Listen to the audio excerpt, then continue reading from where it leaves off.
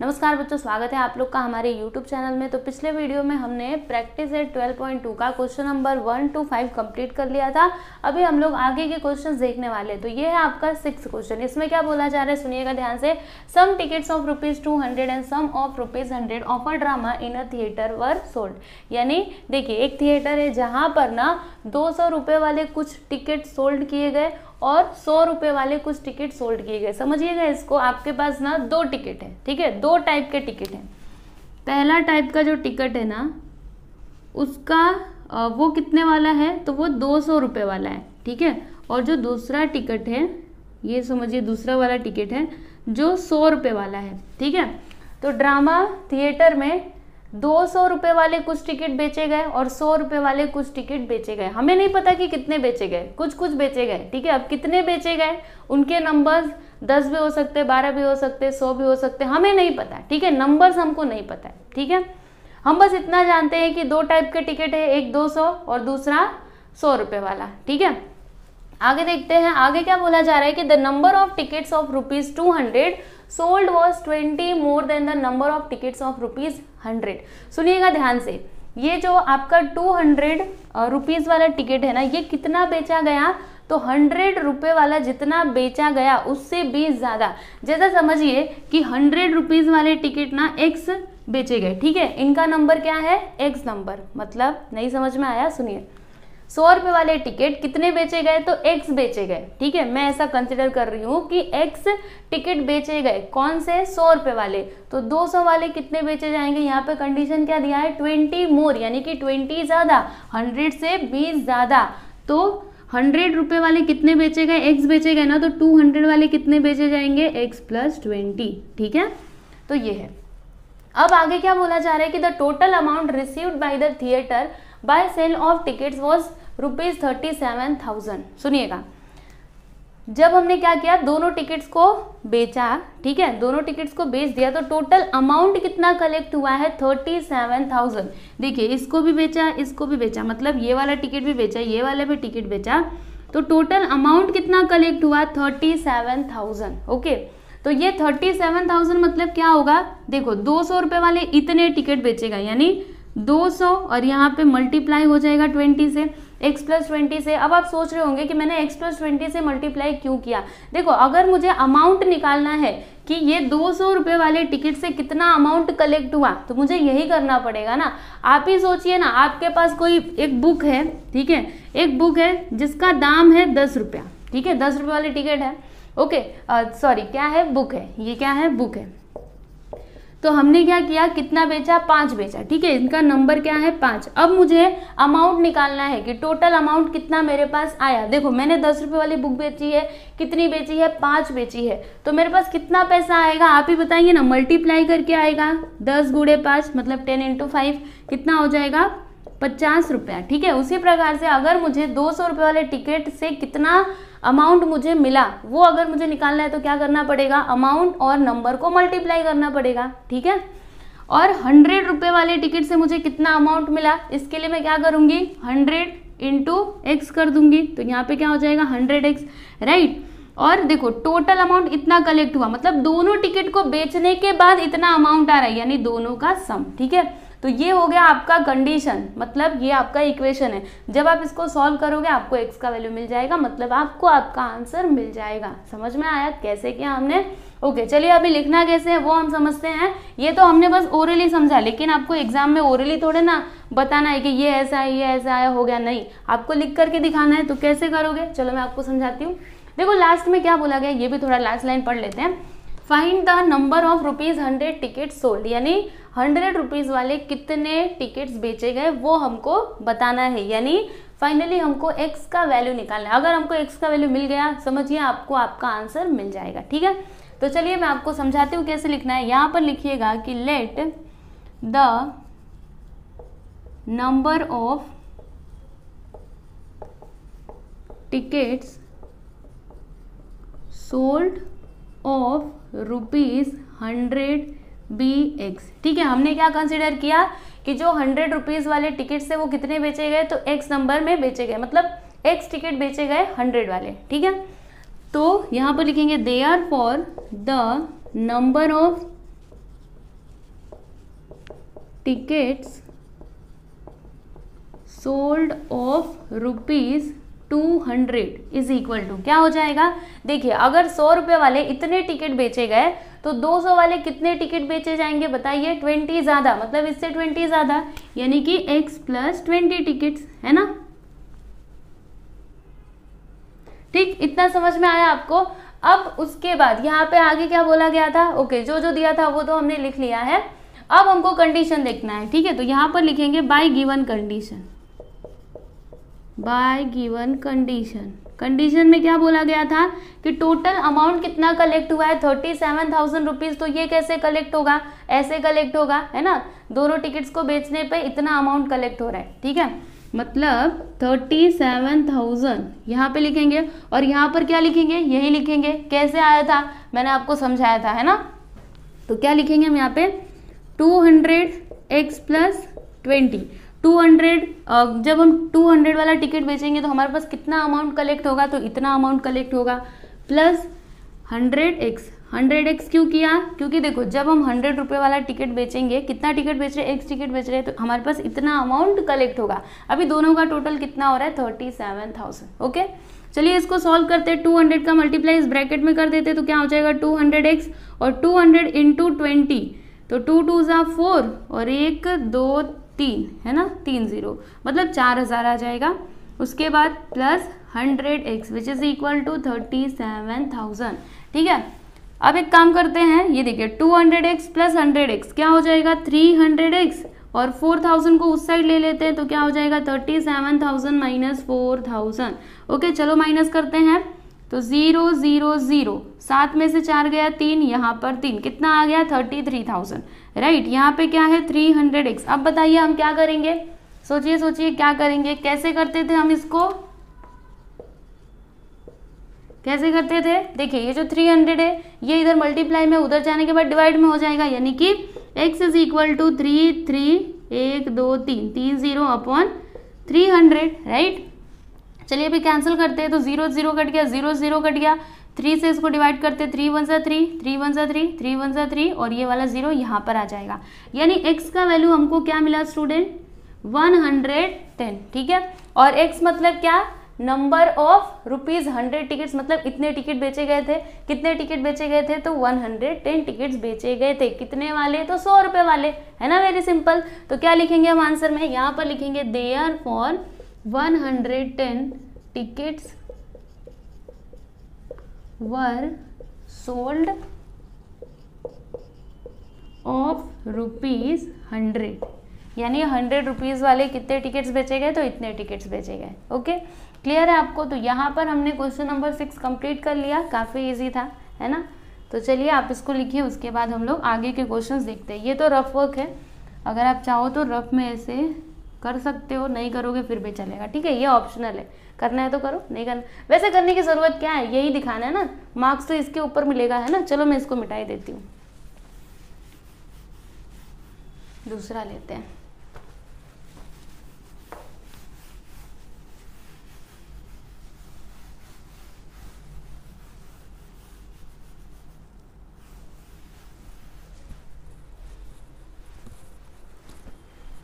अब हम देखेंगे क्वेश्चन नंबर 7। तो देखिएगा यहाँ पे क्या बोला जा रहा है कि of the 3 consecutive natural numbers, यानी आपके पास ना कितने नंबर्स हैं, तो 3 नंबर्स हैं। कैसे नंबर्स हैं, तो consecutive natural numbers. Natural number मतलब क्या, वो नंबर जो 1 से स्टार्ट होता हो, ठीक है। जैसे कि 1 2 3 पूरा इन्फिनिटी तक जाएगा, 3 4 5 6 7 8 9 10, ठीक है। तो ये सभी क्या हो गए, आपके नेचुरल नंबर्स हो गए, ठीक है। और यहाँ पे एक और वर्ड आया है कॉन्सिक्यूटिव। कॉन्सिक्यूटिव का मतलब क्या होता है, लाइन से, एक ऑर्डर में, आगे पीछे नहीं हो सकता, ठीक है। अगर हिंदी में मैं इसको बोलूँ ना, कॉन्सिक्यूटिव मतलब क्या होता है स्टूडेंट, क्रमिक, यानी कि एक ऑर्डर में। ओके जैसे 1 के बाद 2 ही आना चाहिए, 2 के बाद 3 आना चाहिए, 3 के बाद 4 ही आना चाहिए। ओके ऐसे आगे पीछे नहीं हो सकता, जैसे 1 के बाद डायरेक्ट 4 नहीं, फिर ये कॉन्सिक्यूटिव नहीं है। ओके तो आपके पास 3 कॉन्सिक्यूटिव नेचुरल नंबर्स है। ओके तो कौन कौन से हैं, पहले को हम कंसिडर कर लेते हैं x, दूसरे को कंसिडर कर लेते हैं x + 1, तीसरे को कंसिडर कर लेते हैं x + 2। अभी ये x + 1 x + 2 कैसे आया मैं आपको बताती हूँ। वैसे मैंने आपको ये पहले बताया, ठीक है, इस टाइप का क्वेश्चन पहले भी आया था, लेकिन फिर से आप देख लो।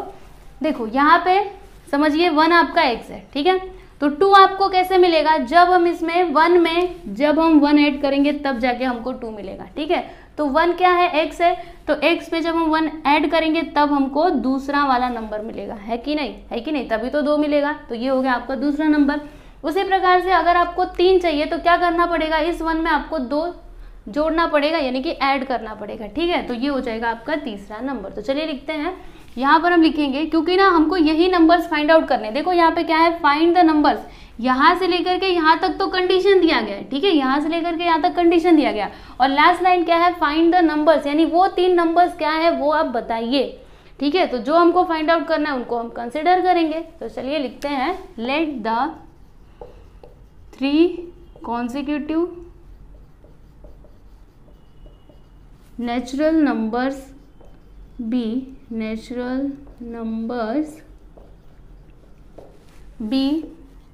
पहला नंबर x, दूसरा नंबर x+1, तीसरा नंबर x+2। ठीक है, इतना समझ में आया।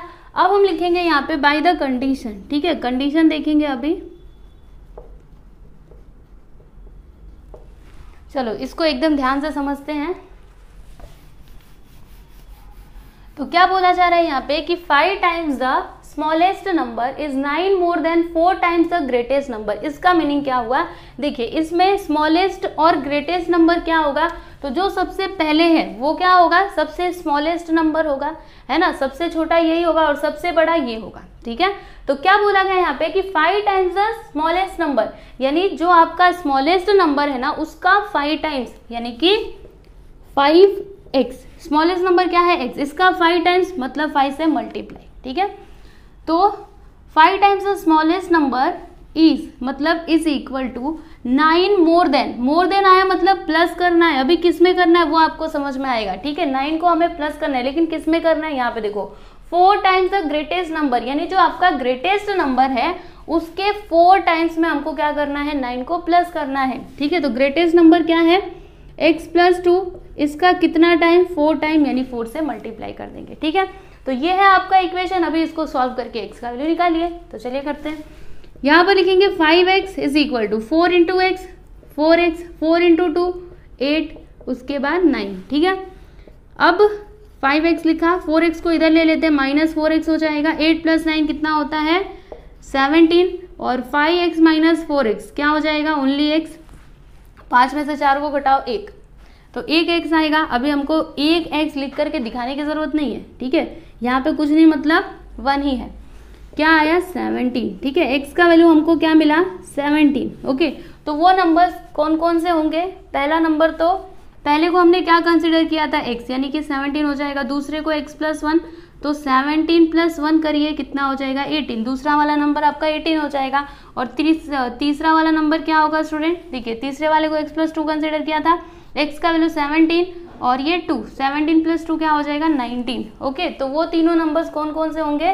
तो 17, 18 और 19। तो लास्ट में आप आंसर कैसे लिखोगे, यहाँ पे आपको लिखना चाहिए, क्या लिखेंगे, चलिए मैं आपको बता देती हूँ। यहाँ पे लिखेंगे therefore the 3 consecutive natural numbers are, कौन कौन से होंगे, तो 17, 18 और 19। समझ में आया, तो यहाँ पर आपका क्वेश्चन नंबर 7 भी कंप्लीट हो गया। यहाँ पर देखिएगा ये है आपका क्वेश्चन नंबर 8। तो चलिए देखते हैं, Raju sold a bicycle to Amit at 8% profit. सुनिएगा ध्यान से, राजू ने क्या किया ना, बाइसाइकिल बेची, किसको बेची, तो अमित को उसने बेचा 8% के प्रॉफिट पे। मतलब इसने, हमको नहीं पता कि उसने साइकिल कितने का बेचा, हम नहीं जानते, लेकिन इतना हमको जरूर पता है कि जब उसने साइकिल बेचा तो उसको इतना ना प्रॉफिट हुआ, 8% का उसको प्रॉफिट हुआ है। ठीक है, वो साइकिल चाहे जितने की भी हो लेकिन उसको इतने का प्रॉफिट हुआ, ये हम जानते हैं। ठीक है, आगे देखिए, फिर अमित ने क्या किया ना, देखो अमित ने उस साइकिल को रिपेयर करवाया इतना रुपया खर्चा करके। ठीक है, अमित ने क्या किया, देखो 54 रुपीज़ खर्चा किया उस साइकिल के ऊपर। हो सकता है साइकिल में कुछ प्रॉब्लम होगी, इसके वजह से उसको रिपेयर करवाना पड़ा होगा, राइट। अब आगे देखिए, फिर उसने क्या किया, then he sold the bicycle to Nikhil. फिर उसने ना वो जो बाईसाइकिल थी निखिल को बेच दी। ठीक है,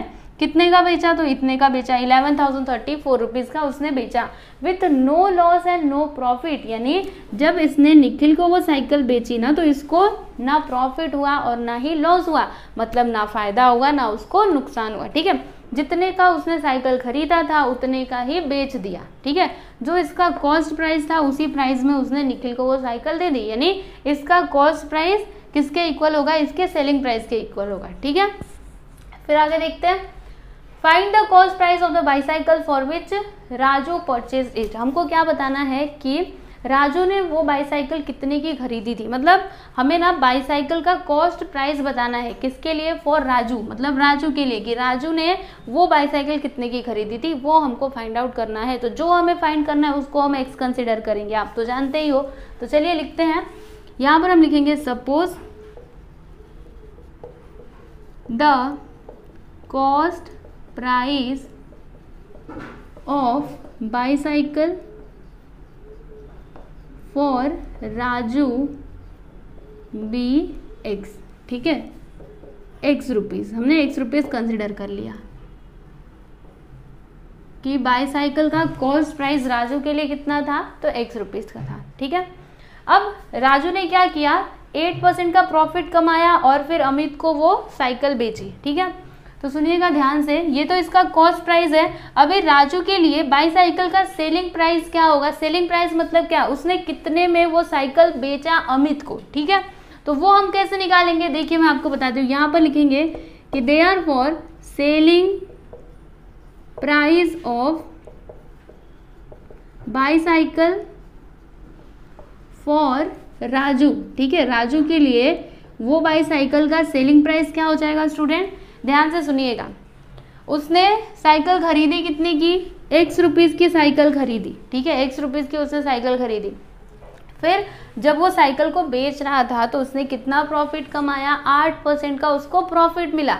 तो ये 8% जो प्रॉफिट है ये किसके ऊपर मिलेगा, कॉस्ट प्राइस के ऊपर, जितने का उसने खरीदा था ना उसके ऊपर का 8%, यानी 8% ऑफ एक्स। ठीक है, एक्स मतलब क्या, cost price of bicycle for Raju. ठीक है, तो इसका 8%, तो इसका सेलिंग प्राइस क्या होगा, इन दोनों को प्लस कर देंगे तो ये हमारा हो जाएगा selling price of bicycle for Raju. ठीक है, अभी इसमें एक्स को क्यों प्लस किया, क्योंकि ये क्या है, उसका कॉस्ट प्राइस है। ठीक है, देखो उसको कॉस्ट प्राइस तो मिल ही रहा है, जब वो साइकिल को बेच रहा है तो उसको ये अमाउंट तो मिल रहा है, लेकिन इसके ऊपर उसको 8% का प्रॉफिट भी तो मिल रहा है ना। तो जब दोनों को प्लस करेंगे तभी तो हमको सेलिंग प्राइस मिलेगा, राइट। तो चलिए इसको लिखते हैं x प्लस 8% ऑफ x। अब इसको सॉल्व करते हैं, x प्लस 8% का मतलब क्या होता है, 8/100 इंटू एक्स। अभी उसके बाद 4 से इसको कैंसिल करते हैं, 4 2 ज़ा 8 और 4 2 ज़ा 8, 4 इसमें से 2 बचेगा है ना, तो 4 5 ज़ा 20, यहाँ पे आ जाएगा देखिए x प्लस 2/25 और यहाँ पे x। ठीक है, अब उसके बाद 25 को इधर ले लेते हैं तो क्या हो जाएगा, 25x प्लस 2x। क्या किया हमने, क्रॉस मल्टीप्लिकेशन किया, समझ आता है ना आपको, cross multiplication upon 25, 25x plus 2x 27x upon 25। ये क्या हो गया, सेलिंग प्राइस, यहाँ पे लिख देती हूँ मैं, selling price of bicycle for Raju. ठीक है, राजू के लिए क्या हो गया स्टूडेंट, सेलिंग प्राइस। ठीक है, अभी हमने आगे क्या देखा था कि अमित ने क्या किया, अच्छा सबसे पहले तो राजू ने अमित को वो बाईसाइकिल बेची। ठीक है, तो कितने का बेचा उसने, इतने का बेचा। ओके, तो अमित के लिए इस बाईसाइकिल का कॉस्ट प्राइस क्या होगा वो हम पहले निकालते हैं। तो यहाँ पर मैं लिखूंगी the cost price of bicycle for Amit. Amit के लिए कॉस्ट प्राइस क्या हो जाएगा उस बाईसाइकिल का, इसको आप समझिएगा बड़े ध्यान से। देखो राजू इतने का बेच रहा है, वो साइकिल कितने में बेच रहा है, तो 27x अपॉन 25 में बेच रहा है। किसको बेच रहा है, अमित को बेच रहा है। तो अमित को ये अमाउंट तो देना ही पड़ेगा, 27x अपॉन 25 रुपीज़ तो उसको देना ही पड़ेगा, है ना, ये अमाउंट तो उसको पे करना ही पड़ेगा। लेकिन इसके ऊपर भी अमित ने क्या किया बताइए, उस साइकिल को रिपेयर करवाया। क्योंकि देखिए जब वो साइकिल खरीद रहा था, ठीक है, तो उसमें कुछ ना कुछ प्रॉब्लम थी, हो सकता है कुछ प्रॉब्लम हो, ठीक है, जिसकी वजह से उसने क्या किया, साइकिल को रिपेयर करवाया। कितना खर्चा किया रिपेयर करवाने के लिए, तो 54 रुपीज़। ओके, तो ये इसके कॉस्ट प्राइस में ही जोड़ा जाएगा ना, ठीक है। तो कॉस्ट प्राइस क्या हो जाएगा अमित के लिए उस बाईसाइकिल का 27x + 25 + 54। 54 क्यों जोड़ा है, क्योंकि उसने उस साइकिल को रिपेयर करवाने में खर्चा किया ना इतना रुपया, समझे। ओके, इतना समझ में आया। अब आगे देखिएगा, आगे ये कंडीशन है। फिर उसने क्या किया, तो वो जो बाईसाइकिल थी वो निखिल को बेच दिया। कितने का बेचा, इतने का बेचा, with no loss and no profit. यही सबसे ज्यादा इंपॉर्टेंट है। देखिए, इसी की हेल्प से आपको इक्वेशन मिलने वाला है, ठीक है। जब उसने वो साइकिल को बेची, अमित ने जब वो साइकिल बेचा निखिल को, तो ना उसको प्रॉफिट हुआ ना उसको नुकसान हुआ, ठीक है। तो कैसे लिखेंगे हम इसको, देखिए यहाँ पर लिखेंगे bye given condition, bye given condition. देखिए, अमित ने वो साइकिल बेचा, कितने का बेचा, तो इतने का बेचा, 1134, ठीक है। इतना तो आपको समझ में आया। With no loss and no profit, यानी जितने का उसने खरीदा था ना उतने का ही उसको बेच दिया। तो कितने का खरीदा था अमित ने, बताइए, इतने का खरीदा। तो 27x / 25 + 54 रुपीज़ का उसने वो साइकिल खरीदा था, है ना, ये उसका कॉस्ट प्राइस था, और उतने में ही उसने बेच दिया, है ना, उतने में उसने क्या किया, बेच दिया। मतलब ये इक्वल होगा इसके, क्योंकि यहाँ पे साफ साफ बोला जा रहा है कि इतने रुपए में उसने साइकिल को बेचा है, ठीक है। तो ये अमाउंट इक्वल होगा इसके। तो चलिए लिखते हैं 27x / 25 + 54। तो ये रहा आपका इक्वेशन। अब आप इसको सॉल्व करिए और सॉल्व करके x का वैल्यू निकालिए। तो सॉल्व कर सकते हैं ना, इजी है। क्या करेंगे, एक काम करते, 54 को उधर ले लेते हैं। तो क्या हो जाएगा, देखिए 27x / 25 which is equal to 1134 - 54। चलिए माइनस करिए, तो कितना आएगा, 4 में से 4 गया 0, 13 में से 5 जाएगा 8, और फिर यहाँ पर क्या आएगा, 9 आएगा, 9 1980, नहीं गड़बड़ हो गई, ये नहीं आएगा, 1080 ये आएगा। एक बार चेक करते हैं, 1080 54, 4 8 5 13 1 1, हाँ बराबर है। कितना आएगा, 1080। ओके, और यहाँ पर क्या है, देखिए मैं लिखती हूँ पूरा अच्छे से। इसको जब हमने माइनस किया तो 1080 आ गया, और यहाँ पे क्या है 27x / 25, ठीक है। अब एक काम करते हैं, 25 को भी उधर, 27 को भी उधर ले लेते हैं। तो क्या हो जाएगा, देखिए, बस अभी थोड़ी देर और रुकिए, हम लोग को आंसर मिलने वाला है। तो यहाँ पर लिखेंगे x which is equal to, देखिए यहाँ पे क्या है 1080, लिख देते हैं 1080। 25 इधर डिवाइड में, उधर जाने के बाद मल्टीप्लाई में हो जाएगा, यानी कि इस प्रकार से। फिर 27 इधर मल्टीप्लाई में, उधर जाएगा तो डिवाइड में हो जाएगा, इस तरीके से, राइट। अब उसके बाद ये दोनों को हम कैंसिल करने की कोशिश करते हैं। तो 27 के टेबल में 108 आता है क्या, चलो एक बार चेक करते हैं। तो 27 और 4 7 सा 28, 4 2 सा 8, और हाँ देखो 27 4 सा क्या होता है 108 होता है। तो चलो कैंसिल करते हैं, 27 1 सा 27 4 सा, ये वाला 0 यहाँ पे आ जाएगा, ठीक है। अभी मल्टीप्लाई करते हैं तो 25 4 सा क्या हो जाएगा 100, ये वाला 0 यहाँ पे, मतलब कि 1000, ठीक है। तो x का वैल्यू हमको क्या मिला 1000, लिखते हैं हम यहाँ पे। देखिए यहाँ पे लिखते हैं x इज इक्वल टू 1000, और x को हमने क्या कंसीडर किया था student, cost price of bicycle for Raju, right. और यही तो हमको निकालना था, मतलब हमें हमारा आंसर मिल चुका है। अभी लास्ट में आप आंसर लिखोगे कैसे, तो देखो यहाँ पे लिखिएगा therefore the cost price of bicycle eight which Raju purchase it is, कितना आया है 1000 रुपीज़। तो यहाँ पर लिख देते हैं ₹1000। समझ में आया कैसे किया हमने। तो ये है आपका फाइनल आंसर, आप लोग देख सकते हो, जो हमको निकालना था हमने वो निकाल लिया है। ओके, तो कुछ इस तरीके से आपको ये वाला क्वेश्चन सॉल्व करना था। चलिए आप इसको लिखिए, उसके बाद हम लोग आगे देखते हैं।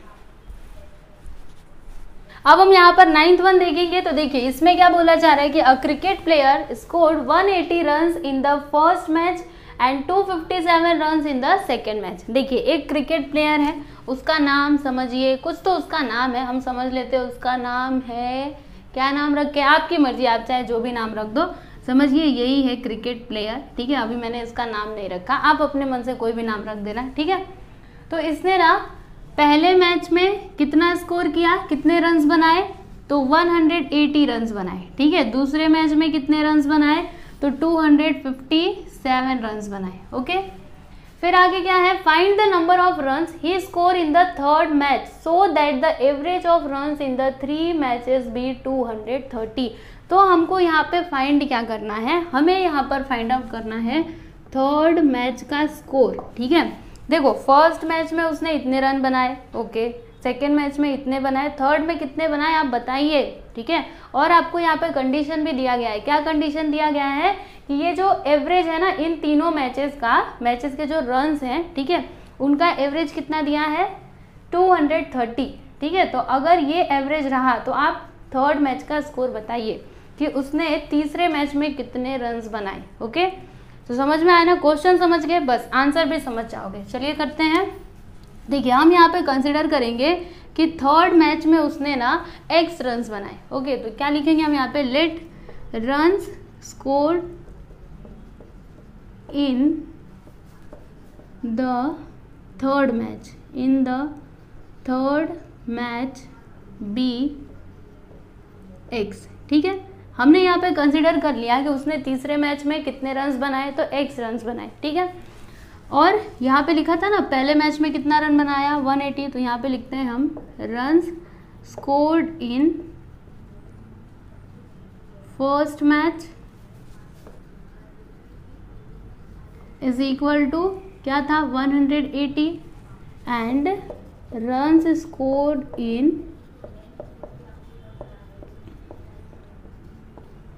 Second match, okay. Second match कितना 257, ठीक है।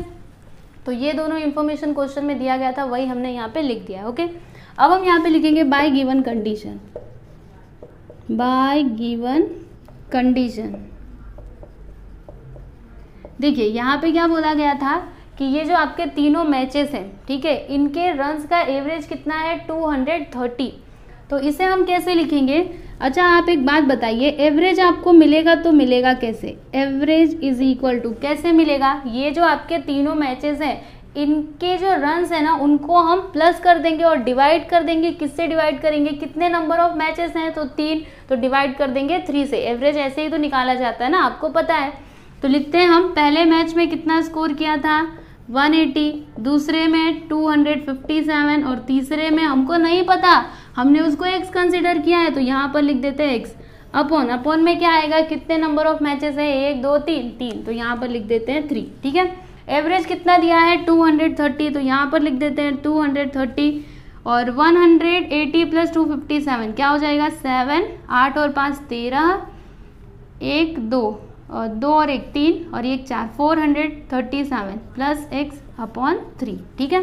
इतना क्लियर है। अभी आगे सॉल्व करते हैं, तो 3 को इधर ले लेते हैं, 230 इंटू 3, यहाँ पे थोड़ा नीचे लिखते हैं, बहुत ऊपर हो गया है। देखिए 230 into 3 which is equal to 437 plus 6, multiply करते हैं 3 0 0, 3 3 9, 3 2 6, ठीक है। 437 को इधर ले लीजिए, ये इधर आने के बाद माइनस में हो जाएगा क्योंकि ये इधर प्लस में है। माइनस करेंगे तो हमको x का वैल्यू क्या मिलेगा, चलिए देखते हैं। 10 में से 7 जाएगा 3 और यहाँ पे कितना बचेगा 8, 8 में से 3 को माइनस कर दो 5 आएगा और 6 में से 4 को घटा दीजिए 253 आ जाएगा, ठीक है। तो x का वैल्यू हमको क्या मिला 253, मतलब ये जो प्लेयर है इसने तीसरे मैच में कितना स्कोर किया, तो 253 रन्स इसने तीसरे मैच में बनाए, ठीक है। तो लास्ट में आप आंसर कैसे लिखेंगे, आपको लिखना पड़ेगा, क्या लिखना पड़ेगा, देयरफॉर क्वेश्चन क्या था कि runs scored in the third match, अच्छा यही लिख दो, ये जो स्टेटमेंट है ना यही लिख दो। क्या लिखेंगे हम यहाँ पे, therefore runs score in the third match is कितना आया है 253 रन्स, ठीक है, 253 रन्स। बस ये हो गया आपका फाइनल आंसर, समझ में आया। तो यहाँ पर हमने क्वेश्चन नंबर 9 भी कंप्लीट कर लिया। अभी इसके बाद बस एक ही क्वेश्चन बचा हुआ है, क्वेश्चन नंबर 10। अगर आप चाहो तो उसको खुद से ट्राई कर सकते हो, ठीक है। वैसे मैं आपको बताने वाली हूँ, एक भी सम छोड़ूंगी नहीं, लेकिन फिर भी अगर आप चाहो तो खुद से ट्राई कर सकते हो। नहीं आंसर मिलेगा तो आप वीडियो को देख लेना। चलिए लिखिए इसको। यहाँ पर देखिए ये है आपका क्वेश्चन नंबर 10। तो चलिए इसको समझते हैं। Sudhir present age is 5 more than 3 times the age of Viru. यानी सुधीर का एज कितना है, तो वीरू का चाहे जितना भी एज है उसके 3 टाइम्स यानी उसके 3 गुने से 5 ज्यादा है। किसका एज, सुधीर का एज, ठीक है, समझ में आया। फिर अनिल का एज कितना है, तो अनिल का एज ना सुधीर के एज का हाफ है, ठीक है। सुधीर का एज चाहे जितना भी हो उसका जब हम आधा करेंगे तो हमको अनिल का एज मिलेगा, ठीक है। फिर उसके बाद यहाँ से लेकर के यहाँ तक तो कंडीशन दिया गया है। अब ये कंडीशन क्या है वो मैं आपको जब सम करूंगी तो समझा दूंगी, ठीक है। लास्ट में देखिए क्या बोला गया है, फाइंड आउट करने, फाइंड द वीरूज एज। हमको यहाँ पे वीरू का प्रेजेंट एज बताना है, ठीक है। तो जो हमको बताना है उसे हम एक्स कंसिडर करेंगे, है ना। तो चलिए लिखते हैं। यहाँ पर हम क्या लिखेंगे, सॉल्यूशन, ठीक है। यहाँ पर हम लिखेंगे let the present age of Viru be x years, ठीक है। वीरू का प्रेजेंट एज कितना है, तो x ईयर्स है, ठीक है। अब यहाँ पे क्या बोला गया था, सुधीर का एज कितना बताया गया था। चलिए यहाँ पे मैं लिखती हूँ, so therefore Sudhir present age is equal to, क्या बोला गया था, ध्यान से देखिएगा। Sudhir present age is 5 more than, देखो मोर देन आया मतलब हमको प्लस करना है, आप अच्छे तरीके से जानते हो। तो यहाँ पर लिख देते हैं +5। अभी किस में प्लस करना है वो भी तो समझिए। More than 3 times the age of Viru, मतलब वीरू का एज जितना है उसके 3 गुने से 5 ज्यादा है। तो वीरू के एज को हमने क्या कंसिडर किया है, एक्स कंसिडर किया है। तो एक्स का 3 times मतलब 3x हो जाएगा। ये क्या हो गया, सुधीर प्रेजेंट एज, मतलब सुधीर का प्रेजेंट एज, ठीक है। यहाँ पे लिख देते ईयर्स। क्लियर है, आपको समझ आ रहा है ना। फिर आगे अनिल का एज दिया गया है, तो अनिल का एज कितना है, half the age of Sudhir, मतलब सुधीर के एज का हाफ अनिल का एज है। तो लिखते हैं हम यहाँ पे कि क्या लिखेंगे, अनिल्स प्रेजेंट एज, ठीक है। Anil's present age is equal to half of Sudhir age. तो सुधीर का एज कितना है, 3x + 5, इसका हाफ कर दीजिए यानी कि डिवाइडेड बाई 2। ये क्या हो गया, अनिल का एज हो गया, राइट, समझ में आया आपको। अब उसके बाद ये तो कंडीशन दिया गया है, तो क्या लिखेंगे हम यहाँ पे, बाय गिवन कंडीशन, ठीक है, बाय गिवन कंडीशन। तो कंडीशन क्या है उसको हम समझते हैं, एकदम ध्यान से देखिएगा। देखो क्या बोला गया है कि if the ratio of the sum of Sudhir and Viru's age to 3 times Anil age is 5:6। सुनिए एकदम ध्यान से देखिए, यहाँ पे क्या बोला गया है, सम of Sudhir and Viru's as, यानी सुधीर और वीरू के एज का सम, ठीक है, वो आएगा न्यूमरेटर में। देखो यहाँ पे क्या बोला गया, रेशियो। तो रेशियो किसका किसका, सम of Sudhir and Viru's as, मतलब दोनों का प्लस, ओके। और नीचे डिनोमिनेटर में क्या आएगा स्टूडेंट, 3 times अनिल एज, यानी जो अनिल का एज है ना उसका 3 times, ओके, वो आ जाएगा डिनोमिनेटर में, ओके, समझ आ रहा है। तो क्या लिखेंगे हम यहाँ पे, सुधीर का एज कितना है, सुधीर का, ये देखो सुधीर का प्रेजेंट एज ये रहा। तो लिखते हैं हम 3x + 5 और प्लस करना है वीरू का एज। तो वीरू का एज कितना है, x ईयर्स, तो यहाँ पे लिख दिया x, ठीक है। ये आ गया न्यूमरेटर में। अपॉन में क्या आएगा, मतलब डिनोमिनेटर में क्या आएगा, 3 times अनिल एज। अनिल का एज कितना है, 3x + 5/2, राइट, इसका 3 times यानी कि 3 गुना, यहाँ पे 3 से मल्टीप्लाई कर देंगे, कितना होता है, क्या है इसका रेशियो, 5:6, मतलब 5/6, ठीक है। तो आपको इक्वेशन मिल चुका है। अब आप इसको सॉल्व करके x का वैल्यू निकालिए। x का वैल्यू जो आपको मिलेगा वही आपका क्या होगा स्टूडेंट, फाइनल आंसर होगा, ओके। तो चलिए करते हैं, कैसे कर सकते हैं सोचिए। सबसे पहले ये वाला ब्रैकेट हटाते हैं और उसके बाद हम क्या कर सकते हैं, तो 3 को इधर ही रहने देते हैं। चलिए मैं आपको समझाती हूँ। पहले तो इसको लिखते हैं, देखो 3x + 5 + x, ठीक है। अब क्या करें, चलो इसको अभी ऐसे ही रहने देते हैं। 3x + 5/2, यहाँ पर 5/6, ठीक है।